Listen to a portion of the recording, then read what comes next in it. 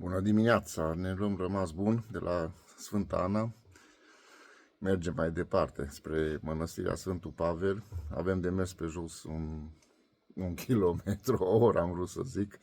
Asta înseamnă probabil în jur de 5-6 kilometri, de nu mai mult. Dar e bine pentru că e drumul în pantă și am scăpat de cele 1854 de scări. Hai la drum, să vedem aici câte scări coborâm.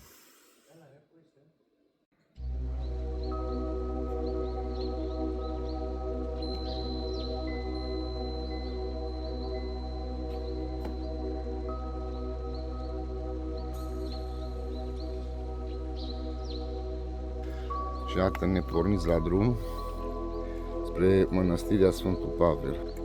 Cam așa arată poteca. Deocamdată e bine, nu e soare, plăcut, așa că va fi o drumeție, cred că, frumoasă. Cam așa se vede de aici, de pe potecă, partea de jos, un peisaj splendid, care e de toată admirația. Să mai vedem încă o dată de unde am plecat.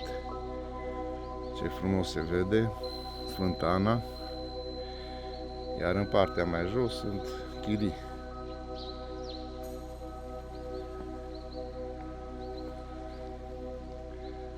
O altă parte a schitului, cam așa se vede, deci de la această înălțime. Aici sunt niște scări foarte abrupte, la care poți să și aluneci, dar mergem așa cu atenție și cu viteza melcului turbat, ca să nu avem probleme. Aici e mai bine, dar în partea aceea mare atenție. Iarăși așa zisele scări, pe care trebuie să mergi foarte, foarte atent, să nu ai probleme.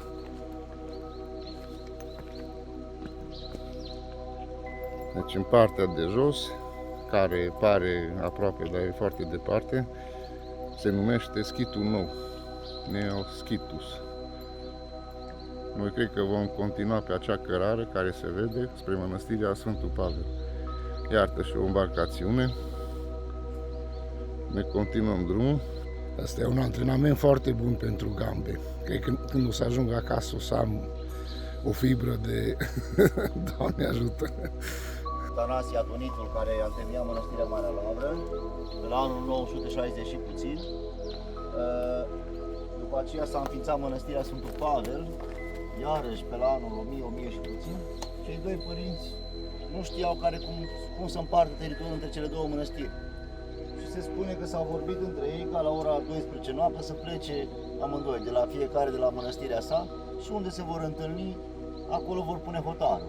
Și se spune că exact în locul acesta cei doi părinți s-au întâlnit și aici este hotarul între cele două sfinte mănăstiri. Deci granița între Marea Lavră și Mănăstirea Sfântul Pavel. Așa că trecem granița, dar văd că nu e aici vameșul să ne ceară pașaportul. Am trecut granița și mergem mai departe.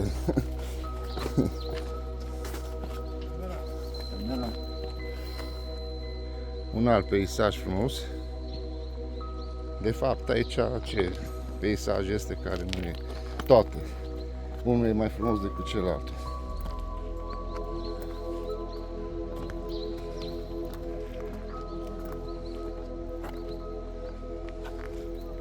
După o lungă călătorie prin pădure, iată-ne din nou pe cărarea care ne dă și o vedere la mare.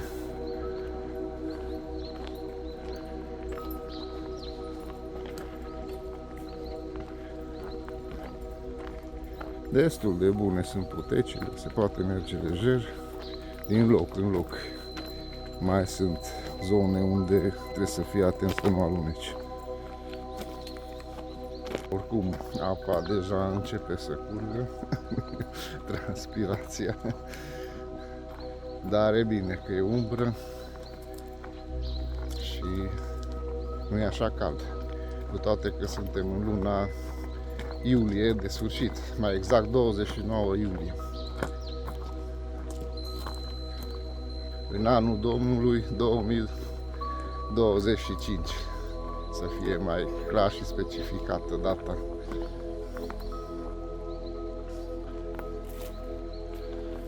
Și iată, după un drum de o oră, se vede în zare, în sfârșit, mănăstirea Sfântul Pavel.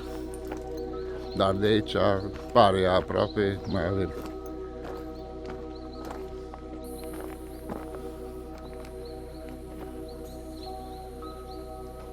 În orice caz, deci de la distanță pare foarte mare, o imensitate. O cale lungă și anevoioasă, iată-ne la mănăstirea Sfântul Pavel, în sfârșit am ajuns, unde puțin ne vom odihni, după care vom intra în biserică să ne închinăm Maicii Domnului.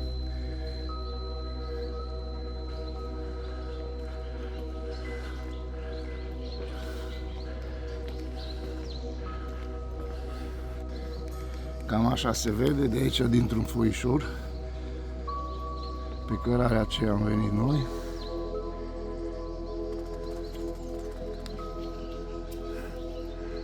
Ne aflăm la mănăstirea Sfântul Pavel. Această mănăstire este a 14-a în ordinea celor 20 de mănăstiri și are hramul Sfântului Pavel. De ce are hramul Sfântului Pavel? Pentru că titlul a fost Sfânt Cuviosul Pavel Siropotam. Sfântul Cuvios Pavel Siropotam, care se vede în Sfântul Munte Athos. Și atunci a decis ca și mănăstirea să-i poarte numele, hramul, să spunem așa. La această Sfântă Mănăstire o să ne închinăm la icoana Maicii Domnului Oglinda, care se spune că această icoană a aparținut împărătesei Teodora, apărătoarea icoanelor, așa îi se mai spunea acestei împărătese. Se spune că soțul său, Murad al II-lea, era iconoclast și nu credea în icoane. Oarecum vrea să distrugă icoane, să scape de ele, să nu le vadă. Și atunci această împărăteasă a decis să ascundă această sfântă icoană în spatele unei oglinzi. Pe timpul zilei sau nopții, când soțul său era plecat de acasă, împărăteasa Teodora deschidea acea oglindă și se ruga la icoana Maicii Domnului. Cum a decis această împărăteasă sfântă icoană aici în Sfântul Munte Athos?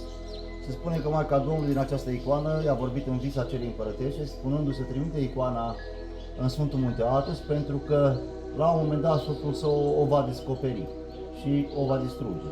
Atunci această împărăteasă Teodora a Bizanțului a hotărât ca să trimite icoana Maicii Domnului exact aici în Sfântul Munte Athos. De aceea a luat denumire de icoana Maicii Domnului Oglinda, pentru că a fost ținută în spatele acelei oglinzi și făcătoare de minuni pentru faptul că i-a vorbit acelei împărătesi. Cam așa arată și interiorul acestei mănăstiri, unde se află biserica. Avem și un clopot și un turn, se și vede foarte, foarte înalt.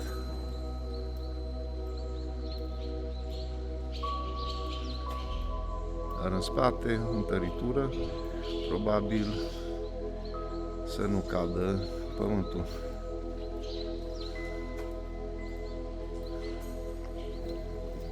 După ce ne-am închinat Maicii Domnului și moaștelor Sfântului Pantelimon și alte moaște, iată că plecăm de aici spre feribot, de unde vom lua vaporașul să mergem mai departe.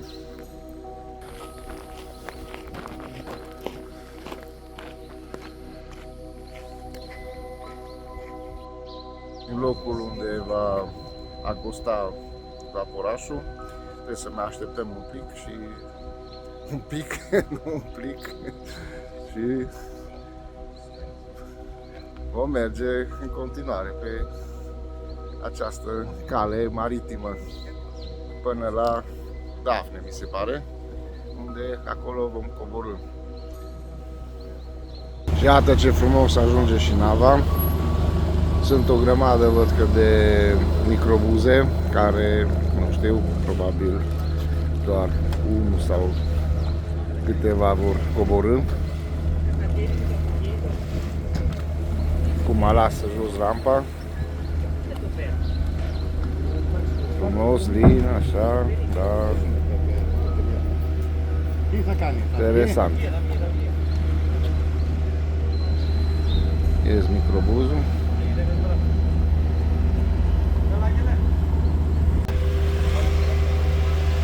Gata. Drum bun pe Atos. Acum e rândul nostru. Ne luăm băgăjelul. Suntem politicoși. Lăsăm înainte pe domnii călugări. Dar noi mergem așa încet să urcăm la etaj, unde ne este locul, nu la locul de mașini. Cu asta am mai fost, deci nu e ceva nou. Ne așezăm aici la umbră ca să putem filma în continuare pe unde am trecut. Ce să zic, imaginea un pic o să fie clătinată pentru că așa e pe vapor. Când în stânga, când în dreapta.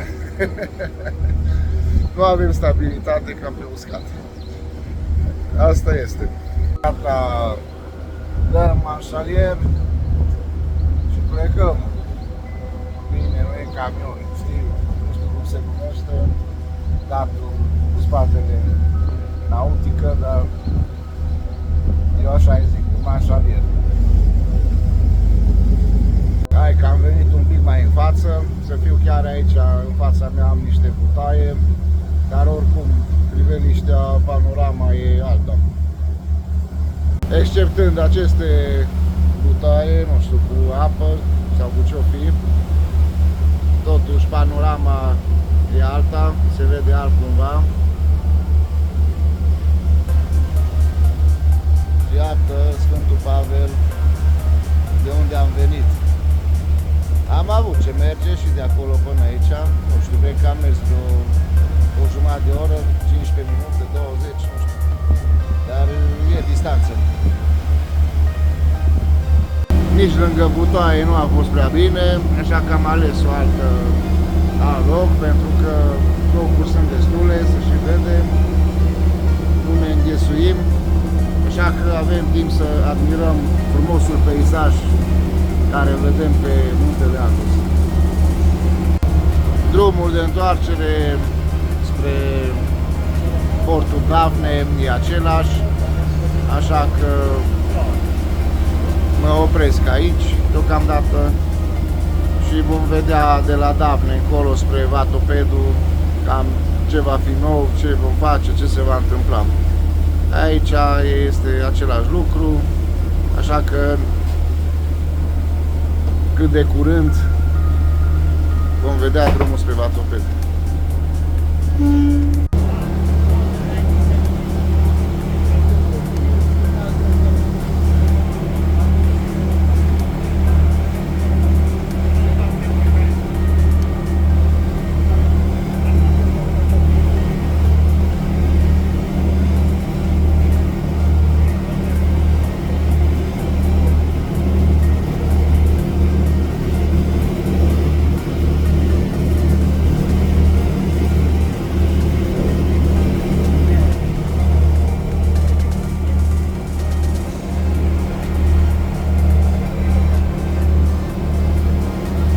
Iată-ne din nou în capitala Careia.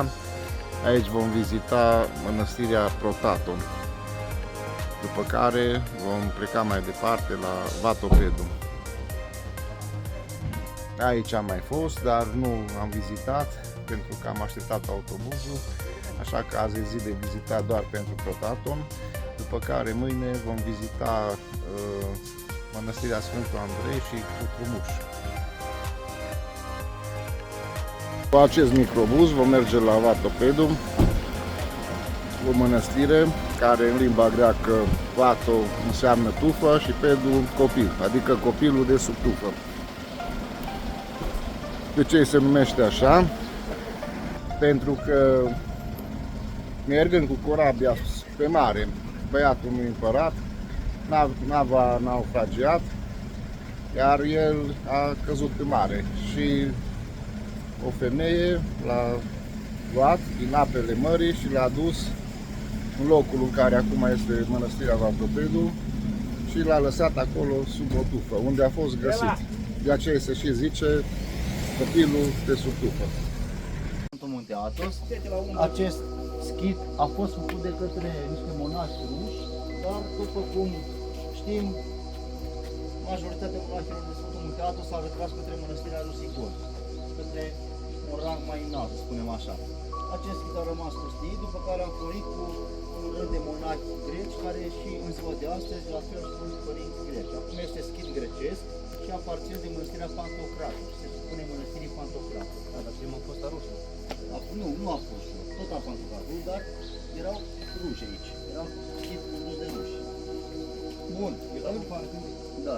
În această Sfântă Biserică sau în interiorul acestui schid o să ne închinăm la icoana Maicii Domnului înlăcrimata, care se spune că în data de 17 februarie anul 1876, paraclisierul acestui schid, fiind în interiorul bisericii și făcând curățenie, a observat că din ochii Maicii Domnului, din acea icoană, curg lacrimi. În timpul acela acest schid era locuit de monahi ruși și atunci părinții ruși au dat de veste, inclusiv și în Rusia, despre această sfântă minune.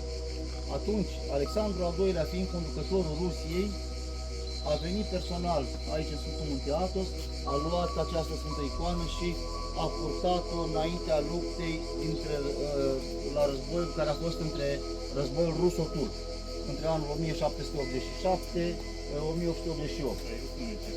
Exact. Și atunci se spune că datorită faptului că Maica Domnului a fost înaintea ostașilor și așa mai departe, după care icoana a fost adusă iarăși aici în Sfântul Munte Athos. Și se află în această sfântă biserică, să spunem așa, cu denumire de icoană Maicii Domnului înlăcrimată. Totodată la această sfântă mănăstire se află și o părticică din scutecele Mântuitorului Iisus Hristos, când s-a răsput o peștera Betleemului.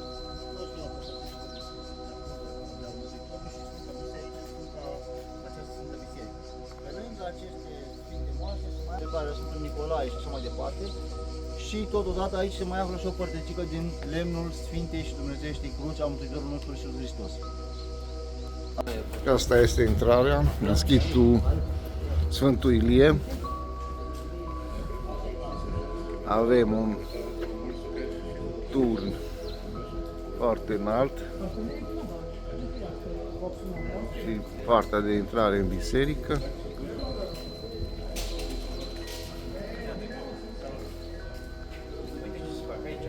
Așa, are un interior foarte mare. Da, se continuă și în partea dreaptă. Așa, ca și mărime, e mai mare și față de unele mănăstiri.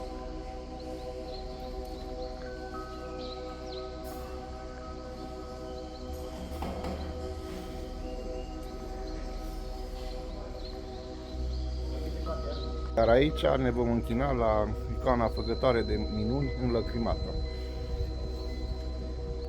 Iar acum să vedem cine deschide ușa bisericii.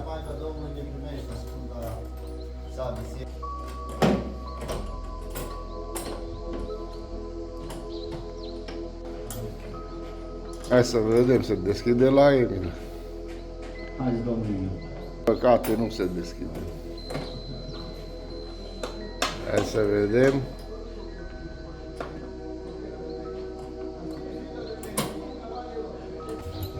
Nu vrea nici la dumneavoastră. Preot cam plictisitor aici și e așa...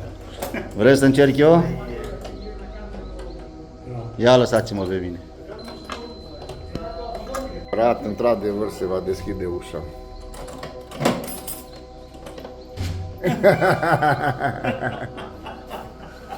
Что за дед?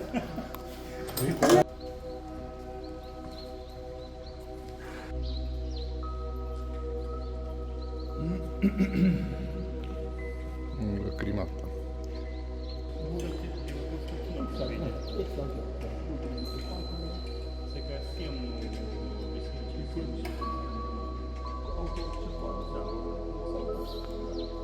Părăsim Sfântul Sfântul, nu părăsim schitul Sfântul Ilie și mergem la schitul Colciu mai departe, care este un schit românesc unde sunt călugări români. Haideți să vedem cum este și acolo. Acesta oricum eu n-am mai fost la Sfântul Ilie, este imens, seamănă chiar cu o mănăstire. Și la ce este înăuntru, după cum ați văzut, e mare și frumoasă.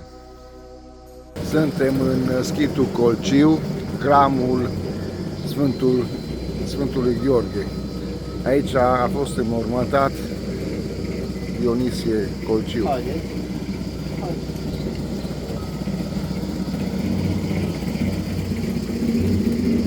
Se și vede, este un ieromonah care a trăit din 1909 până în 2004.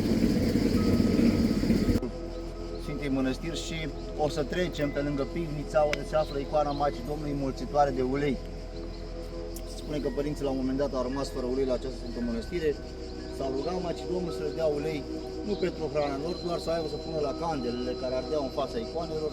Și Maica Domnului în toată dimineața a făcut o minune, când părintele care era rânduit să meargă în pivnița respectivă să ia ulei, deschizând ușile, a găsit vasele arse pline cu ulei. Este icoana Maicii Domnului făcătoare de minuni, înmulțitoare de ulei. După aceea o să intrăm în interiorul Sfintei Biserici și să ne închinăm la icoana Maicii Domnului înjunghiata. Se spune că era un părinte trapezar care era rânduit să curățe sfeșnicile prin Sfânta Biserică, să facă ordine și așa mai departe. Și acel părinte niciodată nu prindea masă de seară. Întotdeauna el rămânea după slujbă, după cum știm, masa este după slujbă. El după slujbă întotdeauna rămânea să facă ordine și curățenie în biserică. Toată lumea mergea la masă, el avea treabă în Sfânta Biserică. După ce termina treaba, mergea la bucătărie să ceară de mâncare. La un moment dat, părintele de la bucătărie.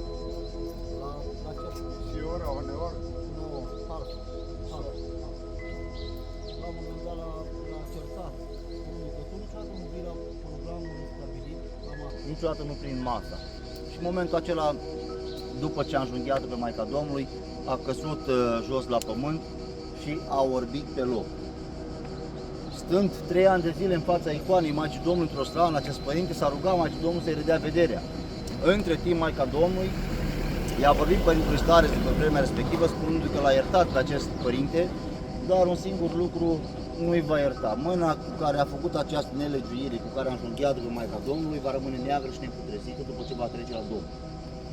A venit vremea când acest părinte a trecut la Domnul și a venit vremea când a trebuit să fie desfumat. Când a fost desfumat, într-adevăr, părinții au găsit mâna dreaptă neagră și neputrezită și cu un miros foarte urât. Ceea ce și în zilele de astăzi se păstrează la această Sfântă Mănăstire. După aceea o să ne închinăm la icoana Maicii Domnului împotrivă glăsuitoare. Icoana Maicii Domnului împotrivă glăsuitoare este icoana Maicii Domnului, este din această icoană Maica Domnului a vorbit fiicii împăratului Teodosie, Plachidia. Această fiica împăratului a venit să vadă și ea ce construise tatăl său aici. Și când a pășit pe țărmul, pe pământul Sfântului Munte, Maica Domnului în acea icoană a vorbit spunându-se să se întoarcă înapoi, că nu are voie să intre aici, doar Maica Domnului are voie. Atunci această fiică a împăratului Plachidia a hotărât să construiască un paraclis pe cheltuiala sa, în cinstea faptului că Maica Domnului nu i-a făcut niciun rău, ci doar a avertizat-o și a iertat-o pentru faptul că a pășit pe Sfântul Munte Athos. Și a construit în spatele acestei Sfinte Icoane un paraclis cu hramul Sfântului Mare Mucenic Dimitrie.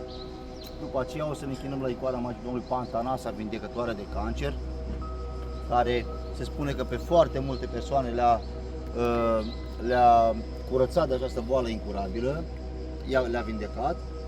Și în Sfântul Altar o să vedem pe Sfânta Masă crucea Sfântului Constantin cel Mare și în spatele Sfintei Cruci o să vedem icoana Maicii Domnului Altărița sau Titorița. Se spune că la un moment dat catalanii au predat mănăstirea și în interiorul Sfântului Altar se afla un cuvios părinte care se numea Sava. Auzind zarva din curtea mănăstirii și așa mai departe, acest părinte a luat după Sfânta Masă din Sfântul Altar crucea Sfântului Constantin cel Mare împreună cu icoana Maicii Domnului și cu lumânarea aprinsă și le-a ascuns. Bineînțeles, el a fost luat în vigoare, timp de 70 de ani. 70 de ani a fost eliberat și a fost eliberat. Singura dorință a fost să ajungă la această Sfântă Mănăstire, să caute crucea, icoana și ajungând aici, am găsit altă 800 de monaci,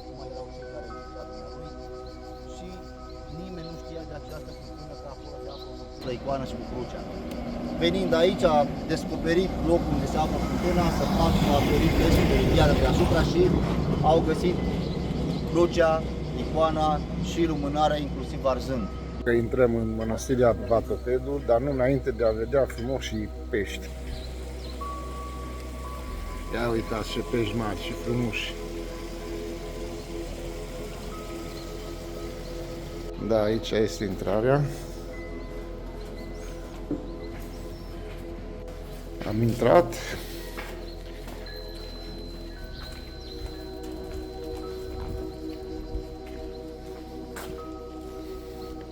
Aceasta este curtea interioară. Întâmpină niște flori foarte frumoase. Clădiri impresionante, ca mărime și ca stil.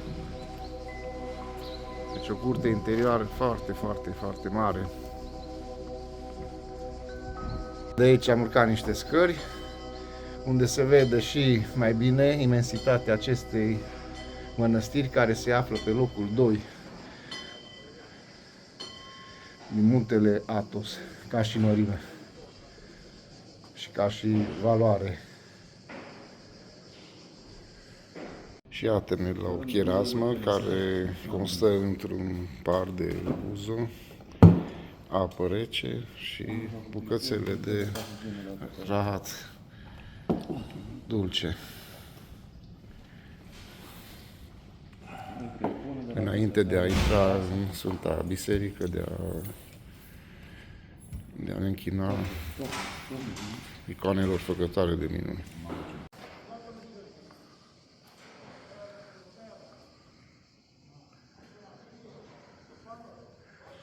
Aici avem o zonă în lucru, în interior. Sunt muncitori care lucrează.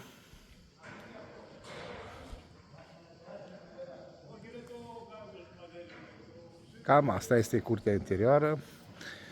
Mergem să ne închinăm icoanelor făcătoare de minune a Maicii Domnului, după care ne luăm la revedere și vom merge la locul de cazare. După o zi plină, iată că a sosit și momentul să mergem la locul de cazare, unde vom lua masa, probabil vom participa la slujbă. Eu de aici, de la mănăstire, Vatopedul, vă zic toate cele bune, urmează un nou videoclip, ne revedem și vă zic la revedere, nu înainte de a le mulțumi tuturor celor ce mă vizionează. La revedere!